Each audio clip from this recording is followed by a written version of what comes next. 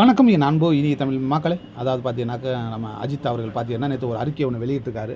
தயவுசெய்து இனிமேல் யாருமே என்னைய வந்து அஜித்தே கடவுளே அந்த மாதிரி வார்த்தையெல்லாம் உச்சரிக்க வேணாம், எனக்கு மனசு ரொம்ப கஷ்டப்படுது அப்படின்னு. இது பல நாட்களாக வந்து பட்டி தொட்டியெல்லாம் பரவன ஒரு வாசகம் தான். இது இங்கே மாத்திரம் இல்லை, அமெரிக்காவாக இருக்கட்டும், தென்னாப்பிரிக்காவாக இருக்கட்டும், யூடியூப்பாக இருக்கட்டும், எந்த ஒரு இதாக இருக்கட்டும், எல்லா இடங்களையும் இது பொதுவாக இருந்தது. இது நாளாக ரொம்பவுமே அதிகமாச்சு. பார்த்தீங்கன்னா நம்ம முதல்வர் மு.க. ஸ்டாலின் அவர்கள் வந்து ஒரு ஃபங்க்ஷனில் கூட இது கத்துனது, அவர் பேசும்போது கத்துனது அவருக்கு கொஞ்சம் டிஸ்டர்ப் பண்ணுச்சு.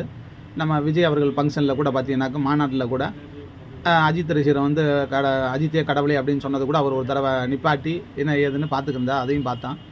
இப்போ இதெல்லாம் இருக்கட்டும். இப்போ அஜித் இந்த முடிவுக்கு வர்றதுக்கு என்ன காரணம் அப்படின்னு பார்த்தீங்கன்னாக்கா, நேற்று முந்தா நாள் வந்து திருச்சியில் வந்து மாராத்தான் ஓட்டப்பந்தயத்தில் வந்து பரிசு வழங்கிட்டு இருந்தார் நம்ம டிடிவி தினகரன் அவர்கள். அப்போ பார்த்தா அஜித்தே கடவுள்னு சொல்லிட்டு அவர் பேச விடாமல் டிஸ்டர்ப் பண்ணிட்டாங்க ரொம்பவுமே. மற்றதில் வந்து கத்தனால வச்சாலும் பரவாயில்ல, கிங்ஷனு இல்லை அரசியல் சினிமாவில் இது தனிப்பட்ட முறையில் உள்ளது. அங்கேயும் கத்துறான் அப்படிங்கும்போது அது நல்லா தெரியும், அப்படின்னால இனிமேல் அழைக்கக்கூடாது அப்படின்னு சொல்லியிருக்காரு. அதை வீடு மாரத்தான் பந்தயத்தை